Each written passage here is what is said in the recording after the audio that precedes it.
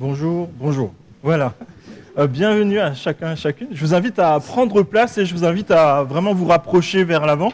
Parce que, vous savez, qu'est-ce qu'il y a de spécial ce week-end ? L'Ascension. C'est le week-end de l'Ascension. Ça veut dire deux choses. Premièrement, c'est Jésus est ressuscité, il est à droite du Père, c'est ce qu'on va célébrer aujourd'hui.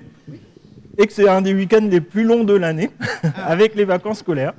Donc, ne vous inquiétez pas, il n'y a pas eu un enlèvement partiel de l'Église. Tout va bien, et on va adorer Dieu ensemble et puis on veut le célébrer ensemble. Donc, je vous invite vraiment à vous approcher. Et je propose de prier, puis on va adorer Dieu. Merci Père, parce que tu es la lumière dans nos vies, tu nous éclaires de ton amour, de ta vérité. Et nous voulons nous rappeler aujourd'hui que tu es ressuscité, que tu règnes et que tu es notre intercesseur pour nous défendre auprès de notre Père céleste. C'est toi qui nous as sauvés, qui nous as libérés, qui nous donne un avenir radieux dans ta maison. Et nous voulons te célébrer pour cela. Je te prie encore de bénir ce culte, qu'on puisse vraiment se réjouir de tout ce que tu nous as donné. Je te prie ainsi dans le nom de Jésus. Amen. Amen. On va chanter ce chant qui dit « Christ est la lumière ». Et je vous invite à vous lever si vous le pouvez.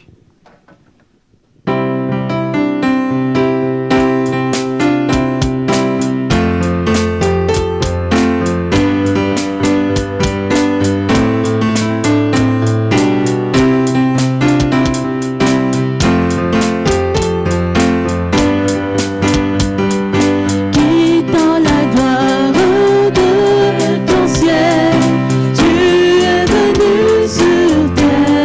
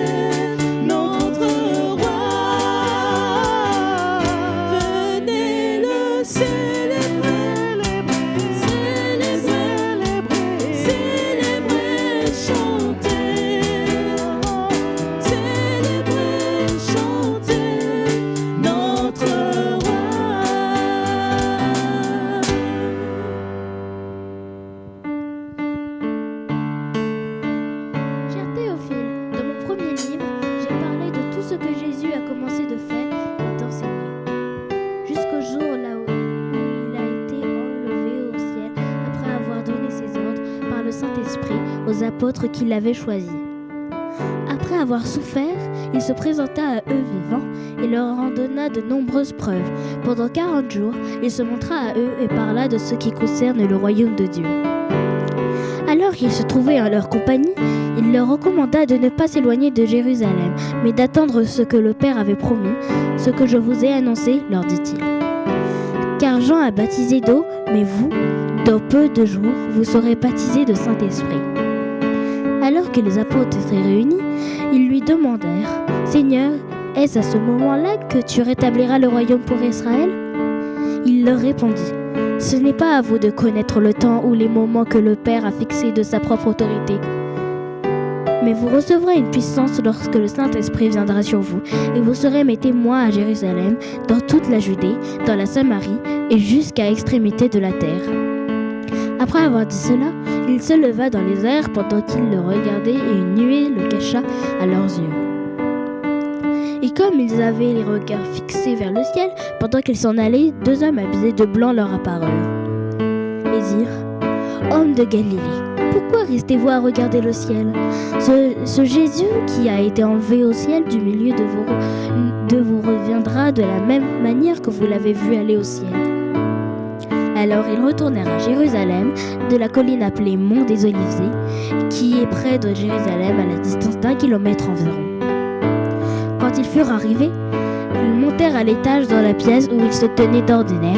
Il y avait là Pierre, Jean, Jacques, André, Philippe, Thomas, Barthélemy, Matthieu, Jacques, fils d'Alphée, Simon le Zélote et Jude, le fils de Jacques. Tous persévéraient d'un commun accord dans la prière avec les femmes, avec Marie, la mère de Jésus, et les frères de Jésus. Le texte nous rappelle que Jésus est mort, mais il est aussi ressuscité. Il est monté à la droite de Dieu et il règne. Et ça nous rappelle que les premiers disciples de Jésus se sont réunis comme nous ce matin et ils ont décidé de persévérer ensemble. Persévérer ensemble à vivre pour Christ, à le célébrer, à s'attendre aussi à ce que le Saint-Esprit vienne en eux et travaille leur cœur, leurs pensées, pour mettre en pratique ce que Jésus leur a enseigné.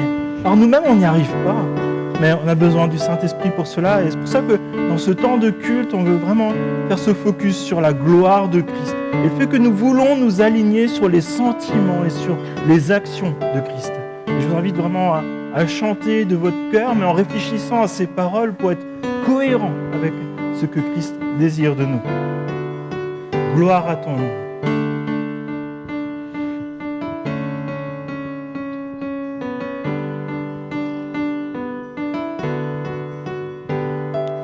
Gloire à ton nom, gloire à ton merveilleux nom, Jésus. Gloire à ton nom, gloire à ton précieux nom, Jésus.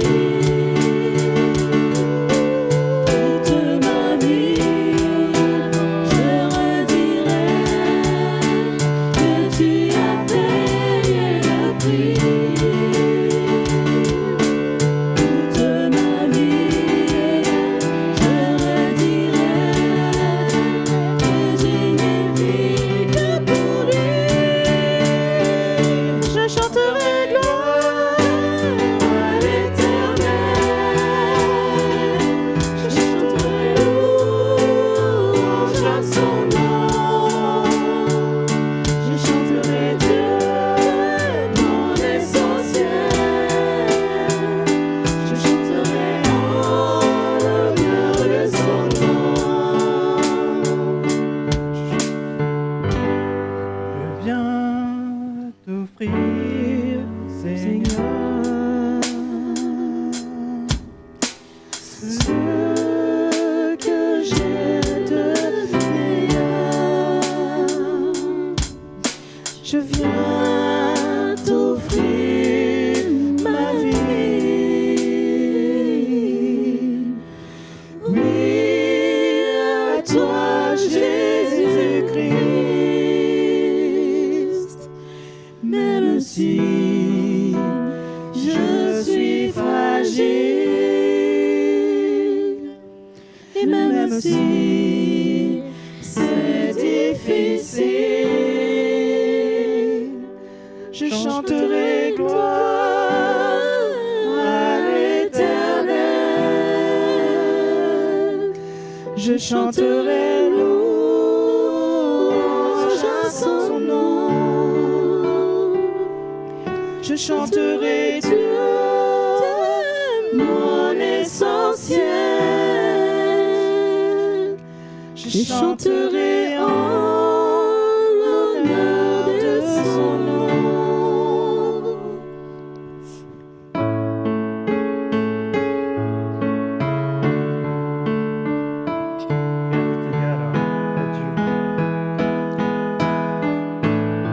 Siège sur son trône et Jésus est représenté comme l'agneau. Parce qu'il s'est offert. Il a été donné. Il a souffert. Mais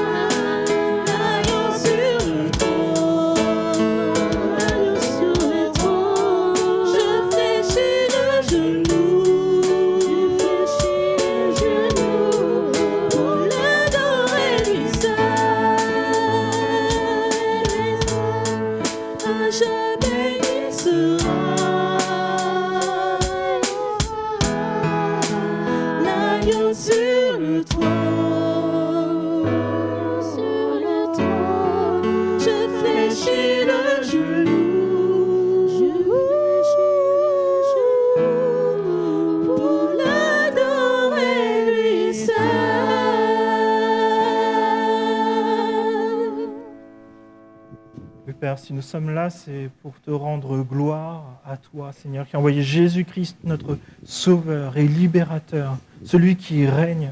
Et Seigneur, nous voulons te dire combien nous te sommes reconnaissants, combien ton amour est extravagant pour nous, et nous te disons merci. Et nous te disons combien tu es glorieux. Et nous te prions de régner dans nos vies, dans notre Église, dans nos familles, Seigneur mon Dieu. Je te prie dans le nom de Jésus. Amen. Je vous invite à prendre place. C'est un saint temps où on peut prier, pour rendre gloire à Dieu, on peut lire un passage de la Bible, on peut prendre un court extrait d'un chant. On veut qu'un maximum de personnes puissent prier pour rendre gloire à Dieu. Chaque jour, chaque moment, en ce lieu, en cet instant, je vis pour sa gloire. Je vous invite juste à prendre quelques secondes avant de vous lever pour réfléchir à qu'est-ce que ça implique concrètement. Chaque jour, chaque moment, en ce lieu, en cet instant, je vis pour sa gloire. Chaque mot, chaque pensée, tout endroit que je foule ou que je foule avec mes pieds, je vis pour sa gloire. Jésus est tout pour moi. Christ est ma vie, ma joie, mon chemin tracé pour sa gloire. Il a payé le prix. Son amour me suffit. Je suis libre et sauvé pour sa gloire.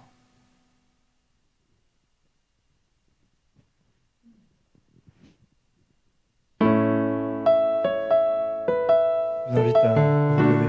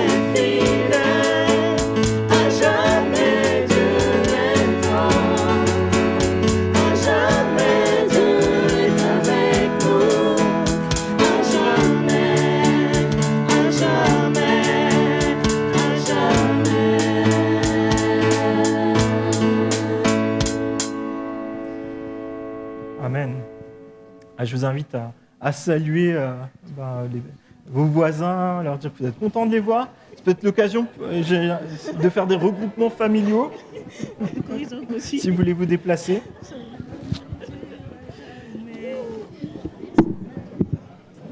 Bonjour à tous, on est heureux d'être là pour célébrer la résurrection de Jésus, mais aussi le fait qu'il est retourné auprès du Père et qu'il nous a laissé son Saint-Esprit qui est là à chaque moment. Est-ce que vous vous rendez juste compte que l'Esprit de Dieu est avec vous à tout moment? C'est à la fois beau et par moments, on se dit « Ah oui, Dieu il est avec moi aussi dans cette situation-là ». Mais c'est vraiment quelque chose de glorieux de savoir que Dieu est tout le temps présent avec nous. Je vais simplement donner quelques informations sur la vie de notre Église. Alors cette semaine... Un petit message depuis le chantier sur l'église de la Varenne. Avec Mike, on a eu la joie de participer aujourd'hui à tout l'avancement des travaux sur les salles de classe. Donc c'est un super moment, beaucoup de convivialité, on mange délicieusement bien. On s'est régalé avec un super sanglier préparé par Sylvain. Donc voilà, en tout cas, on vous encourage un bon projet et on veut vraiment pouvoir participer, parce que c'est aussi l'avancement du royaume de Dieu ici en Seine-et-Marne.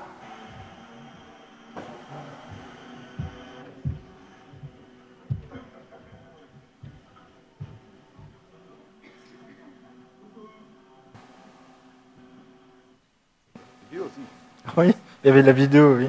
Et donc il y a Cédric et puis Mike qui sont venus de l'église de Ponto-Combo aussi pour nous aider lundi.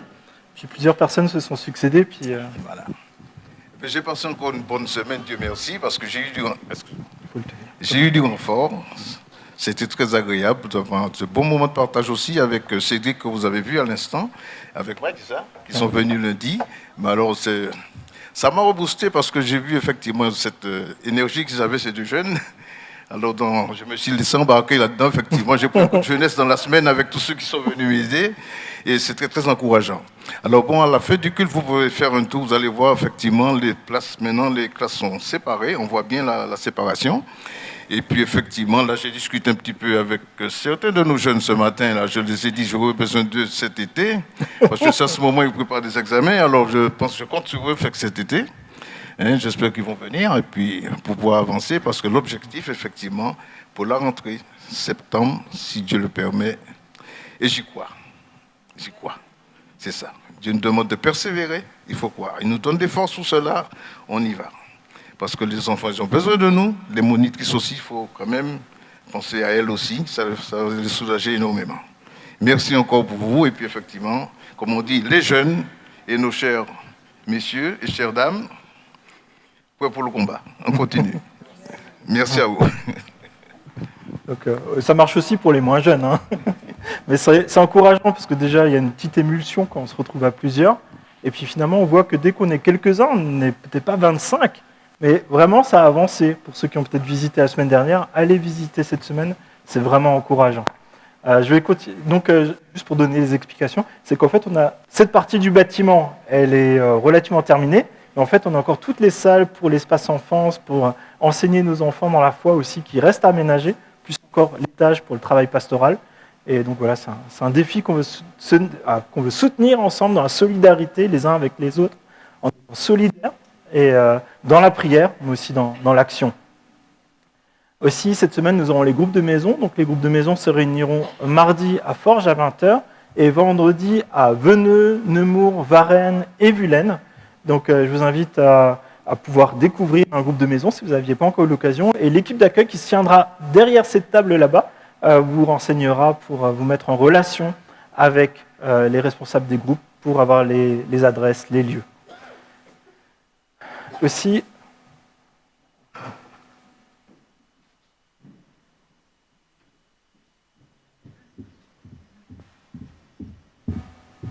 bonjour à tous. On vous en avait parlé il y a quelques temps de l'accueil de Solidéo, un événement qui se prépare dans notre église pour cet été. Donc Solidéo, qu'est-ce que c'est ? C'est un groupe de gospel français qui se crée avec des personnes d'un peu partout en France. Donc ce groupe se crée. Pendant une semaine, ils répètent ensemble, donc apprennent à se connaître. Et la semaine suivante, ils partent en tournée. Et cette année, c'est nous qui aurons la joie d'accueillir le groupe de gospel français pendant leur temps de préparation. Donc du vendredi 10 juillet au soir au lundi 20 juillet au matin. Et donc, merci à beaucoup d'entre vous qui acceptez d'accueillir des personnes chez vous pour qu'ils puissent venir ici répéter durant toute la semaine. Et si vous savez maintenant un peu plus vos disponibilités sur la période estivale entre le 10 juillet et le 20 juillet, n'hésitez pas à venir me voir parce qu'on a encore d'autres besoins. Le 19 juillet au soir, ils vont donner un grand concert. Et ce concert va être annoncé un peu partout en ville et aux autres églises environnantes. Donc, on aura besoin de vous. De nous pour gérer cet événement. Il y a plein de pôles différents à gérer dans l'accueil de Solideo, même au cours de la semaine. Donc si vous sentez que vous êtes disponible à cette période, n'hésitez pas à venir me voir, parce que même par exemple les midis, ils déjeuneront ici. Il y a des personnes qui vont préparer le repas pour eux, mais rien que donner un petit coup de main, rien que d'aider à servir, à débarrasser, les encourager, ce serait déjà aussi très, très bon de notre part d'être là pour eux. Donc voilà. Donc, oui, c'est ce que je voulais dire pour vous reparler de Solideo et de ne pas hésiter à venir nous dire si vous êtes disponible sur cette période et que vous souhaiteriez apporter votre aide. Merci. Merci. Je précise juste qu'on cherche encore des logements quand même. Hein. Donc, allez voir Simdia. Donc, il nous en faut quand même encore un certain nombre. Donc, si tu peux passer. Donc, je rappelle que vendredi, pas celui de cette semaine, celui d'après, nous aurons la soirée louange, ici même vendredi 29 mai à 20h. Et donc voilà, c'est ouvert, vous pouvez venir avec vos amis, on invite aussi les autres églises aux alentours à pouvoir y participer. Donc je vous invite à profiter de ce temps fort, ça va être un temps aussi, on veut vraiment aussi s'approcher dans l'adoration de Dieu et vraiment se rappeler ensemble qu'il est celui qui règne, celui qui est glorieux, celui qui nous aime. Aussi, juste pour information, alors c'est très loin, donc je le dis juste comme ça, mais en fait le lundi, il y aura une célébration inter-église de notre union d'église, lundi de Pentecôte, le 25 mai, et c'est à Hautefeuille, donc il y a un culte, un repas et des jeux l'après-midi. C'est à peu près à 1h30, 2 heures de route d'ici. Donc si ça vous intéresse, bienvenue, mais voilà, on le communique parce que c'est quand même dans le secteur, mais ça reste relativement loin de chez nous. Donc aussi, si vous avez besoin de prière, à la fin du culte, on sera disponible avec les responsables spirituels de l'Église pour remettre ces sujets à Dieu et aussi dans la solidarité, nous encourager les uns les autres. Si on veut rappeler que on veut adorer Dieu avec nos voix, avec ce qu'on fait, mais aussi une partie des finances que Dieu lui-même nous confie pour son adoration. Et vous pouvez le faire du coup avec le tronc qui se trouve là-bas, donc sa boîte en bois, au niveau du stand d'accueil, vous pouvez aussi trouver des informations pour faire des dons à l'église et sur le site internet. On veut se rappeler que en fait, c'est des dons qu'on fait à Dieu pour sa gloire, pour l'avancement du royaume de Dieu. Aussi, peut-être vous venez pour là où les premières fois, vous souhaitez recevoir semaine après semaine les informations sur la vie de l'église. Je vous invite à remplir le carton Faisons connaissance. Et c'est aussi un outil qui permet de rentrer en relation si peut-être vous avez des questions sur la foi chrétienne, le fonctionnement de l'église ou si simplement vous souhaitez un rendez-vous pastoral. Donc, n'hésitez pas aussi à vous diriger vers l'équipe d'accueil et qui pourront vous renseigner. J'invite les enfants à rejoindre leur moniteur pour un temps d'enseignement adapté à leur âge. Et nous, les adultes, on reste ici et on va aussi prendre un temps autour de la parole de Dieu. J'invite l'équipe d'accueil à distribuer des Bibles pour ceux qui n'en auraient pas, parce que le texte il va être relativement long aujourd'hui.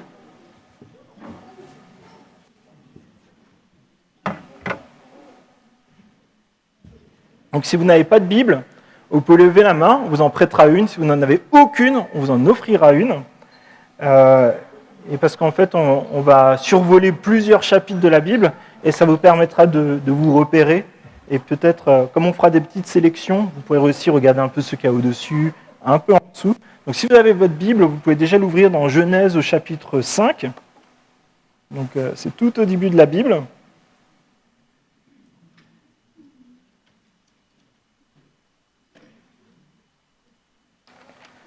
Si vous avez la même Bible que moi, c'est la page 5. Quand je dis que c'est vraiment tout au début, c'est tout au début là.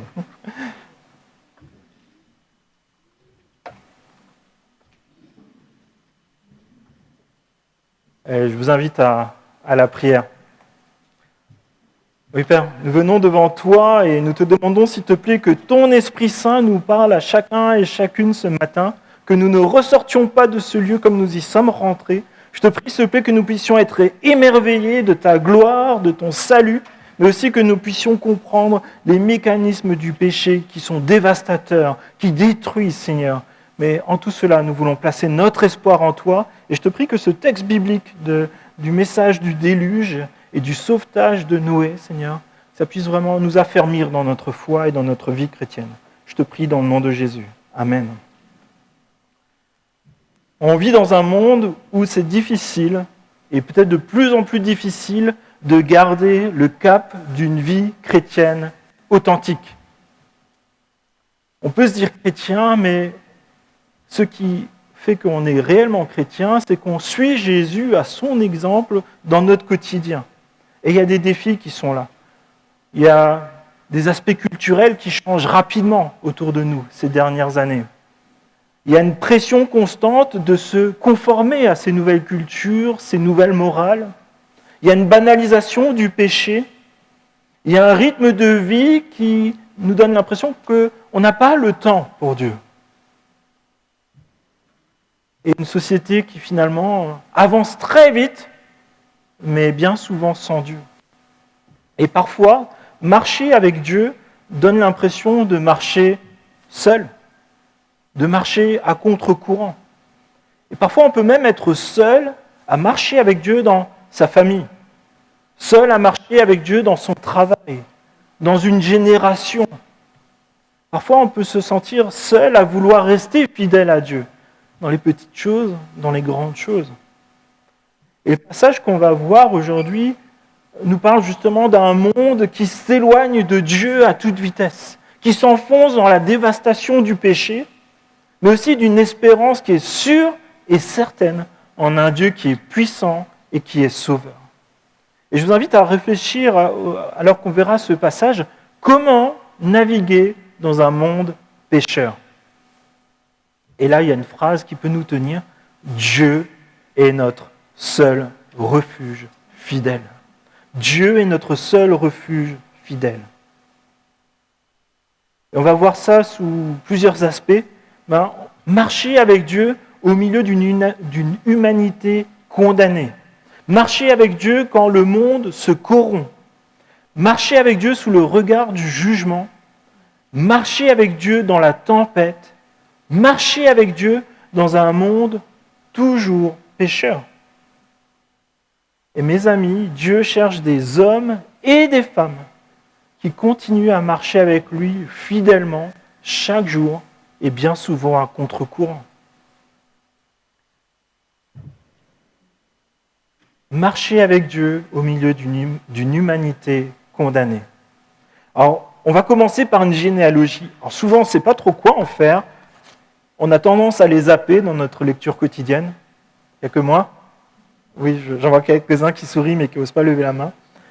Oui, parfois, ce n'est pas le plus stimulant dans notre lecture du jour. Mais pour autant, je pense qu'il y a beaucoup de choses qui peuvent nous parler et nous enseigner. On va lire dans Genèse chapitre 5, versets 1 à 5. « Voici le livre de l'histoire d'Adam. Lorsque Dieu créa l'homme, il le fit à la ressemblance de Dieu. Il créa l'homme et la femme. Il les bénit.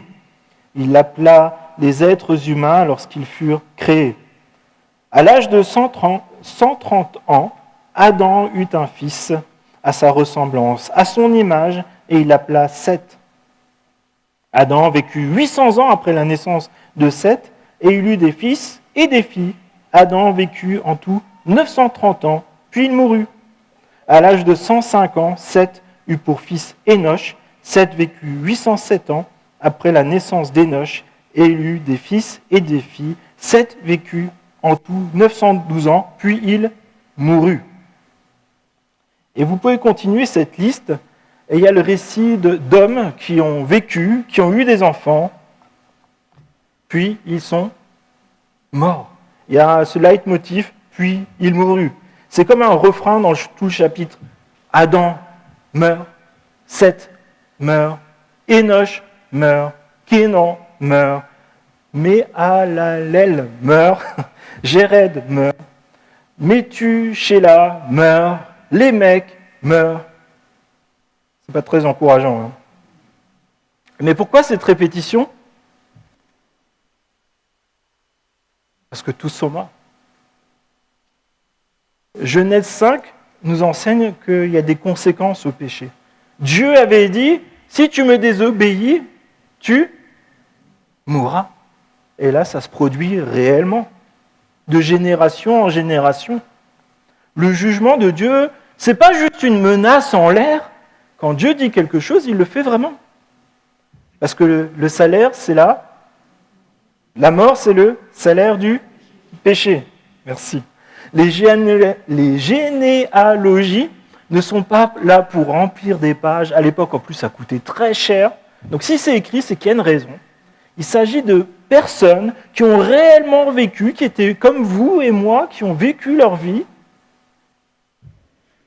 Et ça nous apporte un message.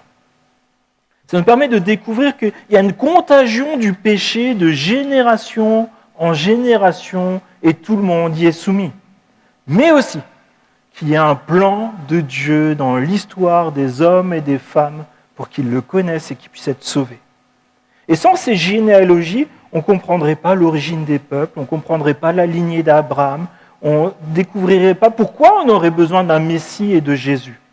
Et c'est un fil conducteur qui nous amène à Jésus-Christ. La Bible, ce n'est pas une collection de récits qui sont indépendants, comme si vous aviez pris tous les journaux et que vous les aviez jetés dans un coin. Non. La Bible, c'est une seule histoire. L'histoire du salut qui va de la première page à la dernière page. Mais il y a quand même quelque chose qui est particulier, si vous avez eu l'occasion de lire ce chapitre de Genèse 5. Au milieu de cette longue liste de personnes où tout le monde meurt, un homme se distingue. Vous avez une idée de son nom ? Ah non, juste avant. Enoch, oui. Verset 21, chapitre 5, verset 21-24. À l'âge de 65 ans, Enoch eut pour fils Méthushélah. Enoch marcha avec Dieu 300 ans. Après la naissance de Méthushélah, il eut des fils et des filles. Enoch vécut en tout 365 ans. Et là, il se passe quelque chose de particulier. Enoch meurt. Non. Enoch marche avec Dieu, puis il ne fut plus là parce que Dieu l'avait pris. Comme quoi, il y a quand même des choses dans les généalogies, ça pose des questions. Alors, on ne va pas rentrer dans tous les débats de comment est-ce que ça s'est passé ou autre, mais en fait, qu'est-ce qu'il faut retenir de ça? C'est que Enoch marche avec Dieu. Et qu'est-ce qui se passe? C'est ici pour nous montrer qu'il y a un signe d'espérance. Alors que tout le monde est en train de mourir, il y a déjà un signe du salut qui est là. Enoch, est-ce qu'il était célèbre? Est-ce qu'il était puissant? Est-ce qu'il avait du succès? Sans doute pas plus qu'un autre. Mais qu'est-ce qui nous reste? Enoch marchait avec Dieu. Dans une génération qui s'éloigne de Dieu, un homme, Enoch, marche avec Dieu. Et ça nous parle directement. Qu'est-ce que ça veut dire marcher avec Dieu? Ça veut dire vivre dans la communion de Dieu, c'est-à-dire obéir à Dieu dans notre quotidien, c'est-à-dire rester fidèle à Dieu, même quand personne autour de nous n'est fidèle à Dieu, ne respecte Dieu. Et le texte ajoute Dieu le prit. Dieu enlève Enoch. Et ça nous rappelle que Dieu a le pouvoir sur la mort. Dieu honore ceux qui marchent avec lui. Et Dieu démontre qu'il existe une délivrance possible dans toutes les situations de nos vies. Avant même le déluge, avant même Abraham, avant même la résurrection de Jésus, Dieu annonce déjà ici une victoire future sur la mort. Enoch devient cette préfiguration de l'espérance éternelle qu'on a en Jésus, et c'était des siècles et des siècles avant Jésus. Et ça nous rappelle que marcher avec Dieu, c'est souvent marcher à contre-courant. Vous savez, il y a ces films, parfois on voit une personne qui marche contre toute une foule dans des grandes villes. Et c'est vrai que peut-être dans notre quotidien, c'est peut-être ce qu'on peut vivre aussi. On a l'impression qu'on ne prend pas le chemin de la facilité alors que tout le monde le prend, mais on veut honorer Dieu. Et c'est ce qu'a fait Enoch dans son monde où il y avait aussi des personnes qui étaient pécheurs et il n'y avait pas grand monde qui obéissait à Dieu. Et c'est extrêmement difficile, mais il y a quelque chose qui est important à retenir, c'est qu'en fait, vous savez, les seuls poissons qui suivent le courant d'eau, c'est des poissons morts. Les poissons vivants, ils vont dans le sens inverse au courant. Et ça nous pose cette question pour nous, pour notre vie chrétienne. Alors, il y a des chutes, il y a des hauts, il y a des bas, il y a des moments où on se laisse aussi emmener par les autres. Mais est-ce que régulièrement on se dit, est-ce que je marche dans le chemin que Dieu m'a donné de vivre? Si on ne se pose jamais cette question-là, c'est sûr qu'on va suivre le courant et qu'on va être mort. Et là, c'est une question importante, c'est une question de vie ou de mort. Et marcher avec Dieu, même dans un monde qui se corrompt. Le monde s'enfonce dans le péché, la rébellion à Dieu. On fait un petit saut, Genèse au chapitre 6, versets 1 à 7. Lorsque les hommes eurent commencé à se multiplier à la surface de la terre et que les filles leur furent nées, les fils de Dieu virent que les filles des hommes étaient belles. Et ils en prirent pour femmes, parmi toutes celles qu'ils choisirent. Alors l'Éternel dit, « Mon esprit ne contestera pas toujours avec l'homme, car l'homme n'est que chair. Il vivra 120 ans. » Il y avait des géants sur la terre à cette époque-là. Ce fut aussi le cas après que les fils de Dieu se furent unis aux fils des hommes et qu'elles leur eurent donné des enfants. C'étaient les célèbres héros de l'Antiquité. L'Éternel vit que les hommes commettaient beaucoup de mal sur la terre et que toutes les pensées de leur cœur se portaient constamment et uniquement vers le mal. L'Éternel regretta d'avoir fait l'homme sur la terre et eut le cœur peiné. L'Éternel dit, « J'exterminerai de la surface de la terre l'homme que j'ai créé, depuis l'homme jusqu'au bétail, aux reptiles et aux oiseaux, car je regrette de les avoir faits. » L'Éternel vit que la méchanceté des hommes était grande sur terre. Et là, je vous ai parlé du problème du monde avec une précision qui est terrifiante. Quand Dieu parle de ces hommes pécheurs, il dit « Toutes les pensées de leur cœur se portaient chaque jour uniquement vers le mal. » Le problème, ce n'était pas la pollution, ce n'était pas le changement climatique, ce n'était rien de toutes ces choses-là, ce n'était pas les autres. Le problème, chaque être à l'intérieur d'eux. Le cœur humain est corrompu par le péché. Et c'est le regard que Dieu pose sur l'humanité du temps de Noé. Lorsque Dieu regarde l'humanité en 2026, qu'est-ce qu'il voit? Si Dieu pose son regard sur nous ce matin, dans nos cœurs, pas sur les apparences, que va-t-il voir? Jésus dit cela en Matthieu 15, verset 19. « En effet, c'est du cœur que viennent les mauvaises pensées, les meurtres, les adultères, l'immoralité sexuelle, les vols, les faux témoignages, les calomnies. Voici ce qui rend l'homme impur. » Le cœur humain est perverti par le péché. Et c'est la même chose de génération en génération depuis Adam et Ève. C'est dans notre nature d'être égocentrique, d'être opportuniste et de penser qu'à nous. Et lorsque ça nous dérange de regarder à nous, qu'est-ce qu'on fait? On va se comparer aux autres. Je suis quand même moins pire que lui. On ne s'est jamais dit ça. Hein. Parfois, on va même dire que nos péchés sont de la faute des autres. Tout cela pour justifier pourquoi nous persévérons dans notre péché à nous. Mais est-ce qu'on parle que des non-chrétiens là, hein? Ou est-ce qu'on parle quand même un peu des chrétiens? Et nous, en tant que chrétiens, est-ce qu'on n'a pas aussi une tendance à l'hypocrisie?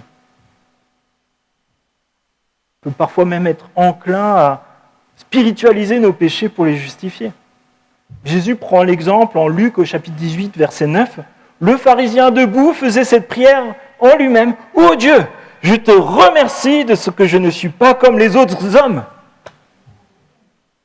qui sont les voleurs, injustes, adultères, ou comme ce collecteur d'impôts. Moi, je jeûne 2 fois par semaine. Je donne la dîme de tous mes revenus. Comme quoi, on peut spiritualiser même nos péchés. Je pense qu'on a tous vu des personnes faire des grands discours, des belles prières, donner l'impression d'être saint, gentil, humble, connaître toute la Bible, être meilleur que les autres. Pourtant, parfois, après avoir entendu la parole de Dieu, prier,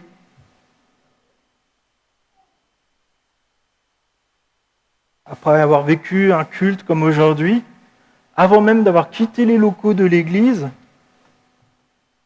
on peut avoir dénigré, méprisé, calomnié, et finalement colporter et transmettre le péché à d'autres.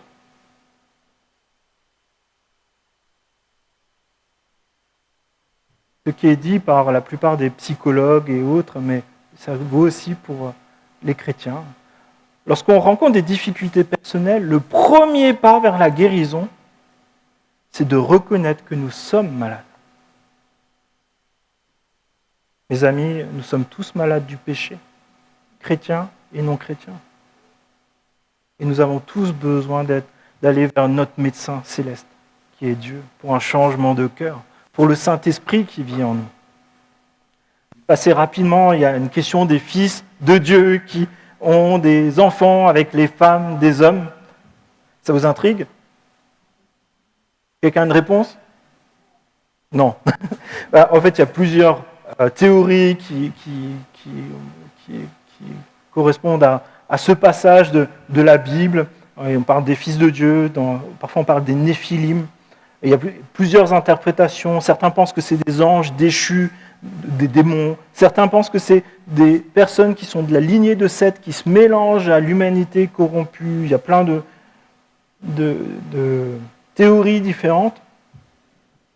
Et parfois, il y a des débats interminables sur ces questions-là. Mais quand on lit la Bible, et notamment la Genèse, en fait, il y a une signification. Pourquoi Dieu le met là?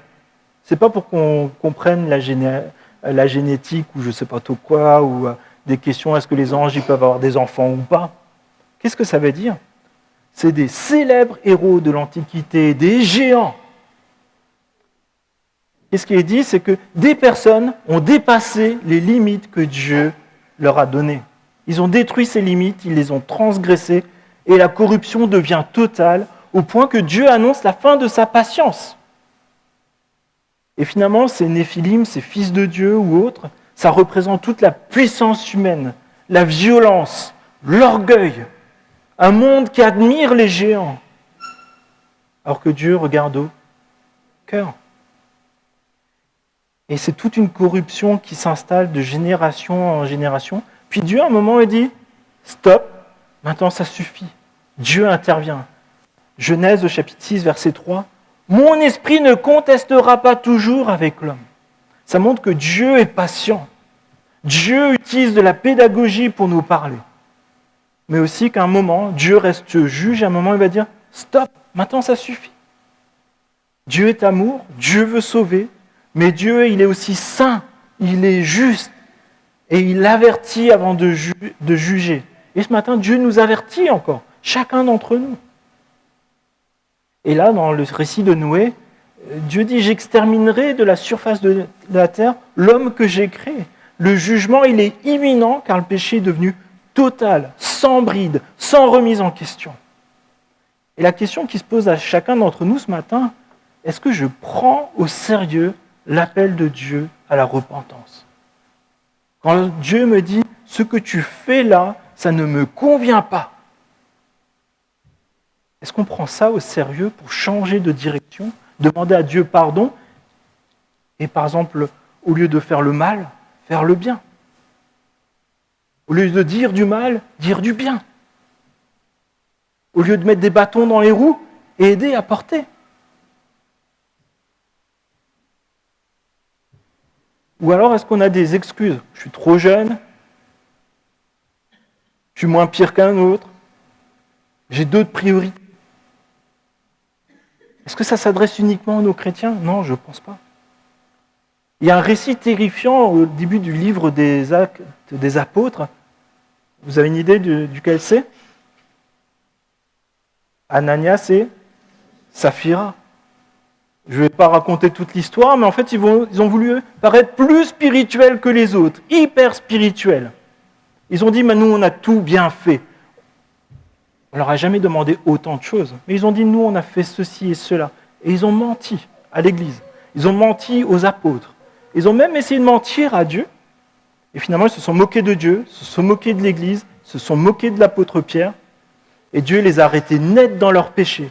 Alors qu'ils étaient encore en train de mentir, Dieu leur a repris leur vie.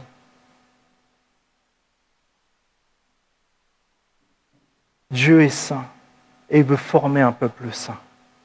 Ne soyons pas un peuple qui se trouve des excuses, qui se vante de sa force, de sa spiritualité, de ses connaissances, mais un peuple qui sincèrement se repent devant Dieu, qui sincèrement vit dans la dépendance à Dieu en disant « Seigneur, je ne suis pas parfait, je ne fais pas les choses comme toi tu voudrais, mais Seigneur, jour après jour, je veux marcher à ta suite, je veux te ressembler davantage.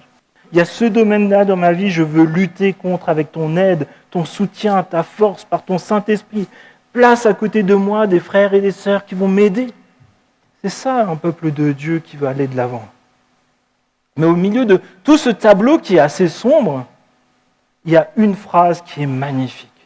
Genèse au chapitre 6, versets 8 à 9. Cependant, Noé trouva grâce aux yeux de l'Éternel. Voici l'histoire de Noé. C'était un homme juste et intègre dans sa génération. Un homme qui marchait avec Dieu. Est-ce que Noé est parfait? Est-ce qu'il est plus fort que les autres? Est-ce qu'il est sans péché? Non. Le salut commence toujours par la grâce. Tu peux venir dans la situation qui est la tienne. Tu peux venir des choses les plus abominables. La grâce de Dieu, elle est là pour toi ce matin. Et Noé, il est sauvé uniquement par la grâce. Et cela reste vrai aujourd'hui.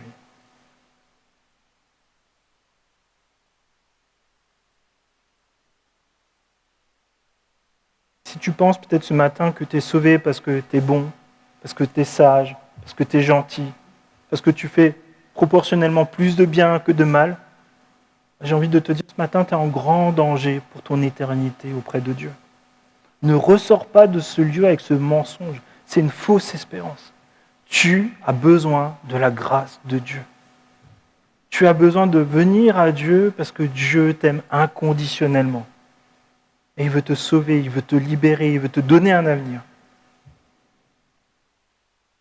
Si tu t'accroches à ces choses-là en disant « je vais y arriver par mes propres moyens », c'est comme si tu prenais un sac à dos avec ton pique-nique et que tu sautais de l'avion. Ça ne marche pas. Il te faut un parachute. J'ai loupé ma blague, mais bon. C'est comme ça. C'est peut-être, t'as pris le premier sac qui venait parce qu'il t'allait bien, il était de la bonne couleur que tu voulais. Mais en fait, la bonne moralité, ça ne sauve pas. Les apparences, ça ne sauve pas. C'est uniquement la grâce de Dieu. Et c'est seulement Jésus qui peut te sauver. Et c'est seulement l'œuvre de Jésus qui sauve, pas la nôtre.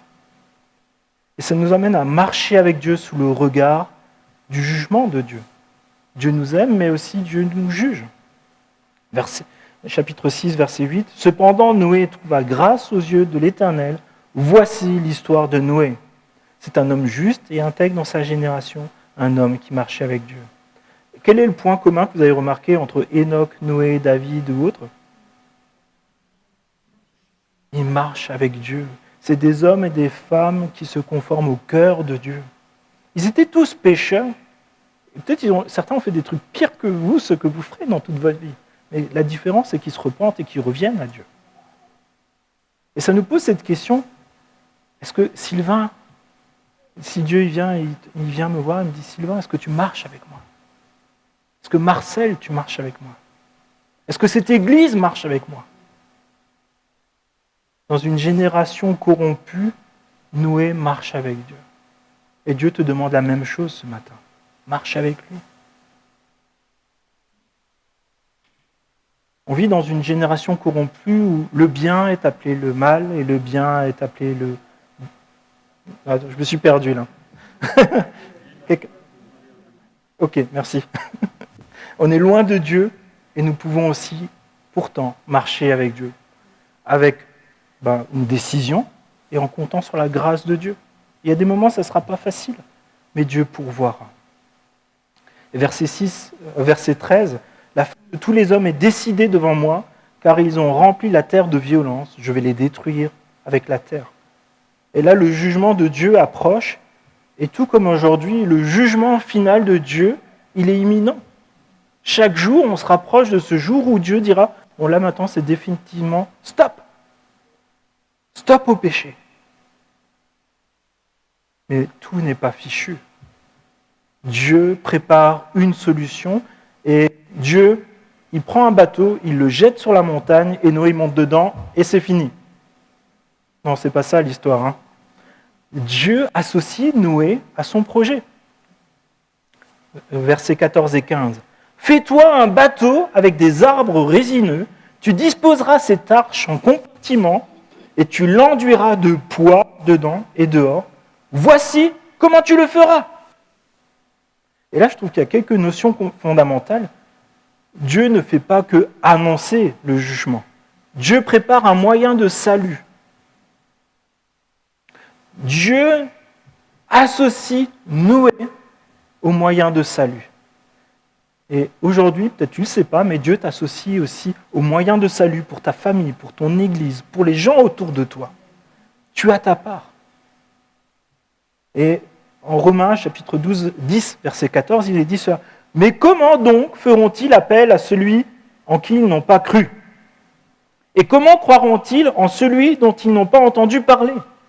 Et comment entendront-ils parler de lui si personne ne l'annonce ? Et comment l'annoncera-t-on si personne n'est envoyé ? Mon ami, va avec ce que tu as, parle de Jésus, qui il est, de son amour, de ce qu'il a fait. Si tu ne le fais pas, pourquoi on est encore là ? On est là comme Noé à bâtir cette arche qui finalement est un message de salut qui doit interpeller. Est-ce que dans mon quotidien, par mes actions, mais aussi dans ce que je vais dire, est-ce que je vais interpeller ? Ou finalement, je vais faire comme les autres ? Est-ce que je vais être aussi rebelle que les autres ? Est-ce que je vais aussi vivre ma vie dans mon coin comme les autres ? Est-ce que je vais parler de Dieu ou est-ce que je vais parler de moi ? Dieu ne nous demande pas de faire des exploits. Il ne nous demande pas de donner l'apparence d'être les meilleurs. Dieu nous demande de parler de Jésus, de son œuvre, de son salut, de son amour. Et un autre aspect, c'est Noé, il n'a pas construit cette arche selon ses idées ou selon ses fantaisies. Qu'est-ce qu'il a fait ? Dieu lui a dit, tu fais ça, et il l'a fait. Et dans la vie chrétienne, encore aujourd'hui, que ce soit personnel, que ce soit en famille, que ce soit dans l'Église, Dieu a mis des repères. Qu'on soit d'accord avec ou pas, les repères sont là. Et soit on est rebelle à ce que Dieu nous demande, soit on lui obéit. Et Dieu donne les dimensions, les matériaux, les instructions à Noé. Et il est dit au verset 22, « C'est ce que fit Noé, il se conforma à tous les ordres que Dieu lui avait donnés. » Et quand on ouvre la Bible, ce n'est pas juste plein de bons conseils, il y a aussi des ordres dedans, où Dieu nous dit, ça, il ne faut surtout pas que tu le fasses, et ça, il faut surtout que tu le fasses. Est-ce qu'on prend au sérieux les instructions que Dieu nous donne ?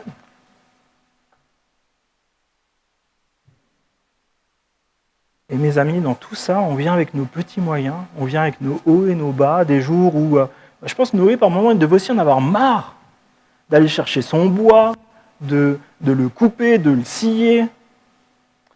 J'imagine que par moment, il a dû se prendre des écharpes, il a dû se taper sur les doigts, il y a des trucs qu'il a mal montés, il a dû les redémonter pour faire mieux. Et tous ceux qui bricolent, ils voient de quoi je parle. Mais il écoute avec obéissance dans les petites et dans les grandes choses.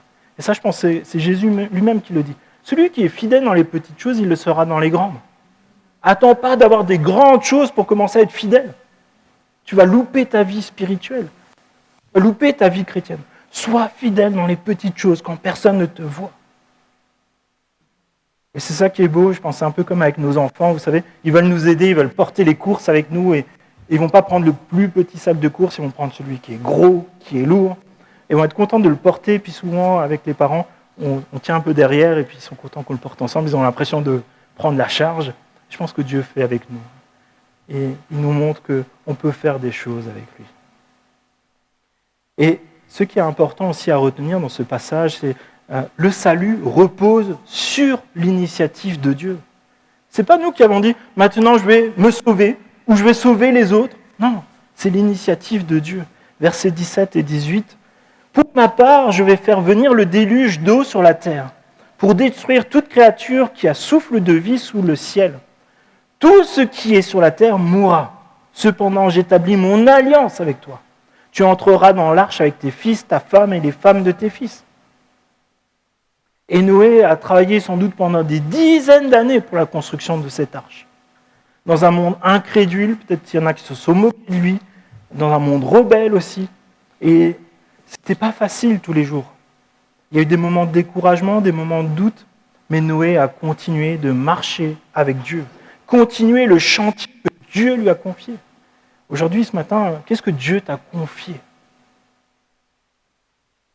Et parfois, marcher avec Dieu, ça signifie continuer à obéir, même quand nous sommes seuls, même quand personne ne comprend, même lorsqu'il y a de l'opposition. Mais comme Noé, on n'a pas le choix. On peut seulement persévérer si on veut suivre Dieu. Genèse 7, versets 6 et 7. Noé avait 600 ans lorsque le déluge frappa la terre. Noé entra dans l'arche avec ses fils, sa femme et les femmes de ses fils pour échapper à l'eau du déluge. Versets 16 et 19. Puis l'Éternel ferma la porte sur lui.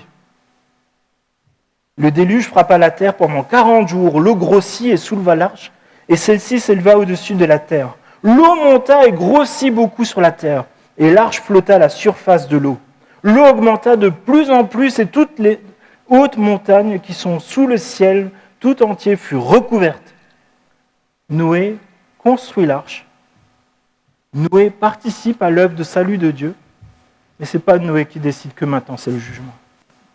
C'est Dieu qui ferme la porte. Ce n'est pas Noé qui a la responsabilité du jugement, c'est Dieu. Et pour nous aussi, c'est une invitation au salut. On n'a pas décrété le jugement, on a décrété le salut de Dieu, qui est encore là, accessible pour chacun et chacune. Vous savez, certainement beaucoup de personnes ont vu Noé construire cette arche, ont entendu que le jugement de Dieu s'approche, et pour autant, pendant ces dizaines d'années, personne ne s'est repenti. Pourtant, Noé a fait ce qu'il devait faire, il a marché avec Dieu. Chaque jour, il a travaillé pour ce que Dieu lui donnait à faire. Puis un jour, alors que tout le monde était affairé à ses occupations, la porte du salut, elle s'est refermée. Pour tous ceux qui ont entendu l'annonce du jugement de Dieu, mais aussi l'annonce du salut de Dieu, et n'y ont pas répondu, imaginez juste la frustration que c'est de voir cette porte qui se ferme et l'eau qui commence à monter. Toi, tu montes de plus en plus haut, autant que tu peux sur la montagne, et tu te dis, mais en fait, pourquoi je ne suis pas monté dans cette arche ? Pourquoi est-ce que je n'ai pas aidé à construire cette arche ? Pourquoi est-ce que je n'ai pas écouté ? Et ça, c'est une frustration qui restera éternellement si on est passé à côté de ce que Dieu nous demande. Ce que Dieu nous demande, c'est de se repentir, de dire « je ne veux plus vivre pour moi-même, je ne veux plus vivre en opposition avec Dieu, je veux marcher avec Dieu, je veux compter sur Dieu, je veux être à proximité de Dieu, je veux avoir une espérance avec Dieu. »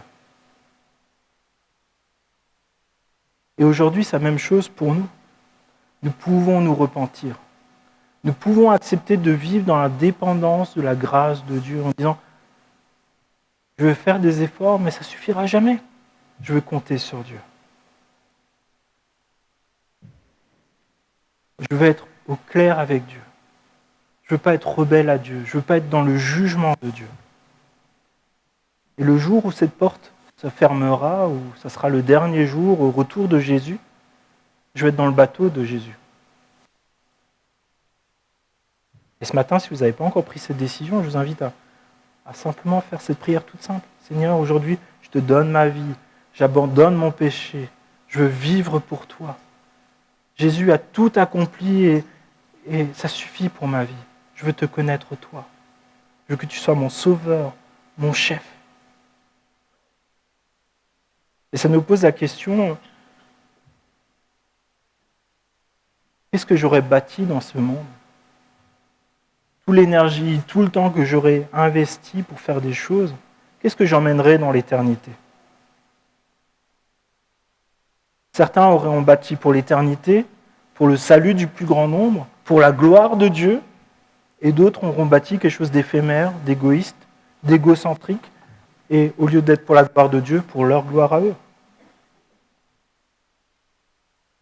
C'est ça le péché. Soit on y renonce pour la gloire de Dieu, soit on vit pour notre gloire éphémère. Et la signification de l'arche, c'est une image du salut en Christ. Parce que Jésus est notre seul refuge. Jésus est notre seule porte. Jésus est notre seule sécurité.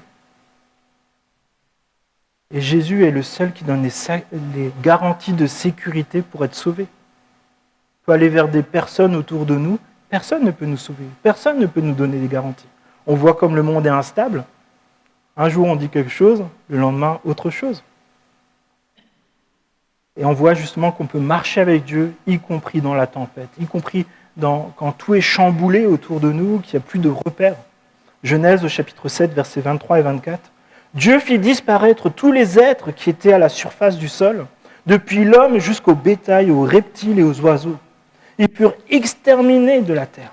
Il ne resta que Noé et ceux qui étaient avec lui dans l'arche. La crue de l'eau sur la terre dura 150 jours. Et Noé, sa famille et les animaux de l'arche sont ballottés par les vagues, le vent, jour et nuit. Est-ce que le sauvetage il est terminé parce qu'ils sont dans le bateau ? Non.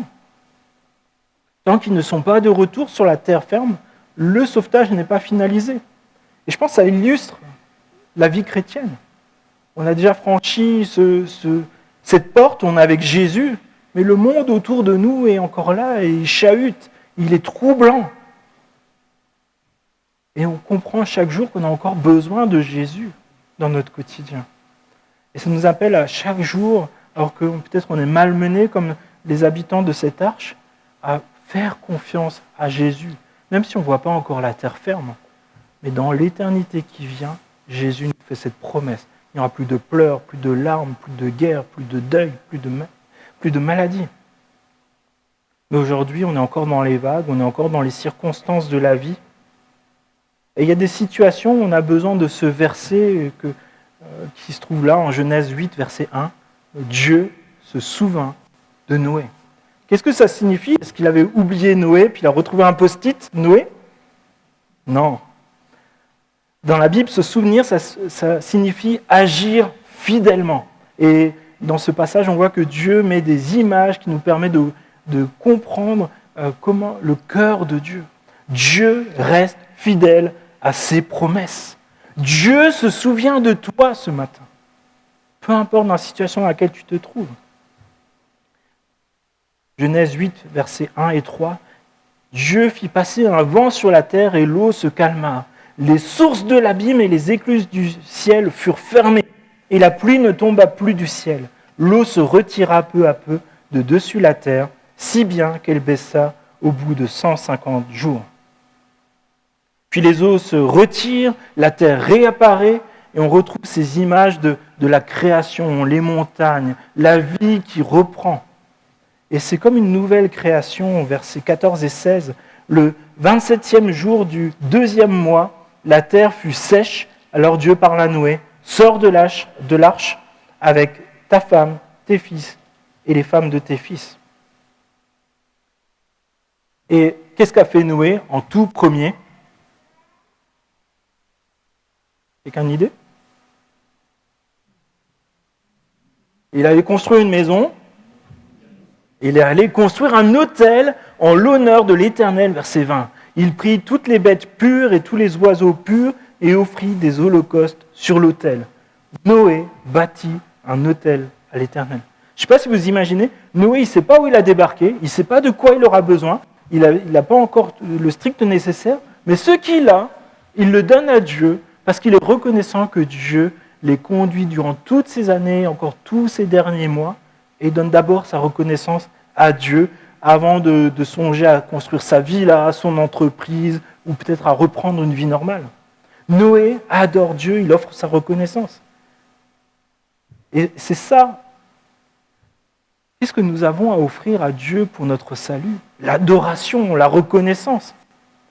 Et aujourd'hui, pour nous qui sommes sauvés par Jésus, ça nous pose la question, quelle est la place de l'adoration dans ma vie, dans mes choix, dans ce que je fais? Et là, on est tous concernés. Quelle est la place de l'adoration? Est-ce que Dieu a réellement la première place? Parce qu'on bâtit tous des autels, les amis, qu'on le veuille ou pas. Mais à qui est-ce qu'on destine ces autels? À nous-mêmes? À notre réussite? À notre famille? Ou à Dieu? On est tous concernés. Mon offrande, est-ce que c'est superflu ou c'est quelque chose qui me coûte? Genèse au chapitre 8, verset 21. L'Éternel perçut une odeur agréable et se dit en lui-même, « Je ne maudirai plus la terre à cause de l'homme, car l'orientation du cœur de l'homme est mauvaise dès sa jeunesse. Je ne frapperai plus non plus tous les êtres vivants comme je l'ai fait. Tant que la terre subsistera, les semailles, la moisson, le froid et la chaleur, l'été et l'hiver, le jour et la nuit ne cesseront pas. » Dieu ne nous sauve pas seulement pour nous sortir d'une tempête, il nous sauve pour restaurer notre relation avec lui. Et le récit du sauvetage des animaux, de la restauration de la terre, c'est l'image de tout ce que Dieu fera au retour de Jésus, où il y aura une nouvelle création. Toutes choses seront réparées et on verra le triomphal de Jésus. Et Dieu forme cette alliance par Jésus pour nous adopter dans sa famille. Et ça nous pose la question, est-ce que Noé descend de l'arche, il fait son adoration et tout est réglé? Non. Genèse au chapitre 9, verset 12, Dieu dit, « Voici le signe de l'alliance que j'établis entre moi et vous, ainsi que tous les êtres vivants qui sont avec vous, pour toutes les générations. Quand j'aurai rassemblé les nuages au-dessus de la terre, l'arc apparaîtra parmi les nuages. Et je me souviendrai de mon alliance entre moi et vous, ainsi que tous les êtres vivants de toute espèce. L'eau ne se transformera plus en déluge pour détruire toute créature. L'arc sera parmi les nuages, et je le regarderai pour me souvenir de l'alliance éternelle entre Dieu et tous les êtres vivants de toute espèce qu'ils se trouvent sur la terre. » Donc à chaque fois qu'on voit un arc-en-ciel dans le ciel, on peut se rappeler de la patience de Dieu, de la fidélité de Dieu, de la grâce de Dieu. Et là, on aurait pu dire « happy end », tout se termine bien, comme dans les films américains. Mais finalement, Dieu dit il y a encore un cœur pécheur qui est là. Qu'est-ce qui se passe? Verset 20. Noé commença à cultiver le sol et planta la vigne. Et il but du vin et devint ivre, si bien qu'il se dénuda au milieu de sa tente. Noé a abusé du vin, il a perdu le contrôle de ses actions, il a perdu de la sagesse et on le retrouve tout nu dans sa tente. Bon. Mais que se passe-t-il? Verset 22. Cham, le père de Canaan, donc le fils de Noé, vit la nudité de son père. Donc il referme la porte de la tente et il part faire son travail. Non. Qu'est-ce qu'il fait? Il alla en parler à ses deux frères qui se trouvaient à l'extérieur. Alors Sem et Japheth prirent un manteau et le mirent sur leurs épaules, marchèrent à reculons et couvrirent la nudité de leur père. Comme ils détournaient la tête, ils ne virent pas la nudité de leur père. Lorsqu'il eut fini de cuver son vin, Noé apprit ce qui lui avait fait son fils cadet et dit « Maudit soit Canaan, qu'il soit le dernier des esclaves pour ses frères. » Je dois avouer que dans toute ma jeunesse et jusqu'à récemment, ce texte, ça m'a toujours un peu perturbé. Je me suis dit, ça doit être un truc culturel, il faut surtout voir jamais personne tout nu. Mais en fait, il y a quelque chose de vraiment essentiel, important dans ce passage. Noé, effectivement, il a perdu le contrôle, il a manqué de sagesse dans sa consommation d'alcool, mais finalement, il était tout nu dans sa chambre, il a péché devant Dieu, mais voilà, c'était tout. Le péché de Noé était réel. Manque de vigilance et de sagesse. Mais qu'a fait Cham? Lui, il était sobre. Il est allé dans cette tente, et peut-être au lieu de fermer cette porte et de continuer ses activités, qu'est-ce qu'il fait? Il appelle volontairement les frères pour dénigrer son père dans sa faiblesse. Au lieu de respectueusement apporter de l'aide à son père, Cham profite de la faiblesse de son père pour le décrédibiliser auprès de sa famille. Ici, ce n'est pas des inconnus qui font du mal, mais le mal se répand au sein même de la famille. Ceux qui devaient se porter ensemble, marcher ensemble, aller vers le haut, manifester de l'amour les uns envers les autres. Quelqu'un est là et dénigre. Ça nous interroge. Comment nous comportons-nous avec ceux que nous sommes censés aimer, encourager, relever?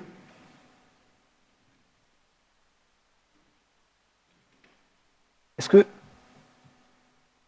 quand on a péché, est-ce que Jésus dit « Ah, toi le pécheur », qu'est-ce qu'il fait? Il dit « Va, tes péchés sont pardonnés ». Et Jésus, pour couvrir nos péchés, il a donné sa vie. Parce que là, nous sommes aussi là pour couvrir les péchés, pour nous encourager, pour nous relever. Ce qui est fort dans ce qu'ont fait ces deux frères, ils ont dit stop. Ils ont arrêté la propagation du péché. Ils ont arrêté le mépris. Ils ont arrêté le dénigrement. Ça nous interroge chacun et chacune sur comment on réagit dans ces situations. Est-ce qu'on participe au péché ou est-ce qu'on stoppe le péché dans la famille, dans l'Église, dans la société?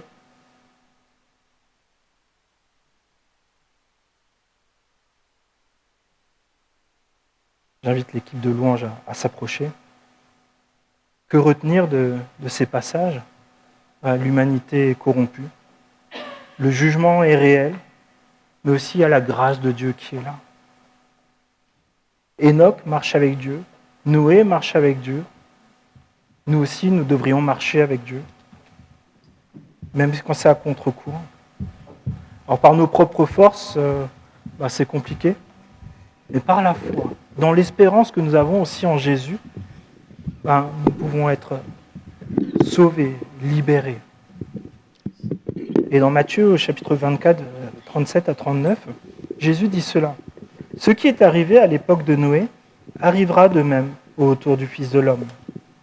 En effet, tous les jours précédant le déluge, les hommes mangeaient et buvaient, se mariaient et mariaient leurs enfants, jusqu'au jour où Noé est entré dans l'arche. Ils ne se sont doutés de rien jusqu'à ce que le déluge vienne et les emporte tous. Il en ira de même au retour du Fils de l'homme. » La question qui se pose à nous, est-ce que nous sommes prêts? Est-ce que Jésus, c'est réellement mon sauveur, mon Seigneur, mon chef, mon refuge? Et le parcours de Noé nous montre qu'on peut avoir des moments où tout va bien et des moments où on peut chuter. Et nous avons besoin de nous méfier de nos succès, parce que c'est là où la chute est souvent la plus facile, mais aussi la plus dure. Mais dans tout cela, Dieu reste fidèle. Et j'ai envie de t'encourager, peut-être tu as vécu des choses difficiles, mais Dieu est fidèle et il t'accueille tel que tu es, peu importe la chute. Et la vraie question qui se pose à nous, est-ce que je marche avec Dieu? Et je vous invite à simplement prendre le temps de vous poser et peut-être de tout à nouveau dire « Seigneur, je veux marcher avec toi, je veux que tu sois mon refuge, je veux que tu sois mon salut, je veux te suivre toi et t'obéir. » Et Père, je te remercie parce que tu parles à nos cœurs et ce texte qui nous montre à la fois la laideur du péché, nous montre aussi ton grand amour, ta grande patience, Seigneur. Et je te prie, s'il te plaît, que nous puissions mettre en œuvre ce grand salut par Jésus-Christ dans notre vie, que nous puissions marcher à ta suite, que nous puissions être fidèles dans les petites et dans les grandes choses, et que dans notre quotidien, nous puissions avoir un autel d'adoration à toi pour manifester notre reconnaissance, notre amour et le fait que toi, tu es Dieu tout-puissant dans notre vie. Je te prie, s'il te plaît, que ce grand salut, ça puisse vraiment être le moteur de notre vie. Je te prie dans le nom de Jésus. Amen. Je vous invite à vous lever. On va prendre ce chant, un nouveau chant qui dit « Il m'a sauvé ».